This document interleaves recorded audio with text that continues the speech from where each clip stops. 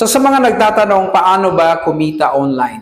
Napakasimple lang, hindi mo kailangan ng pera gumastos dito. Kapag may telepono ka, meron kang internet, tapos meron ka ng setup na email, napakadali lang. Punta ka sa Google Play, tapos download mo siya, okay? Tapos install mo sa telepono mo, mag-sign in ka, tapos every 24 hours, bibigyan ka naman nila ng timer every 24 hours, bibigyan ka o magkakaroon ka ng pera or coin. Itong coin na to, pwede mo siyang ipalit sa USDT or fiat currency, yung tinatawag na pera.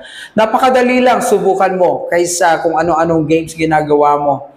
So, ngayon, marami mga tao nakikinabang nito, kasama na ako, 60 million users. Bakit hindi mo samantalahin?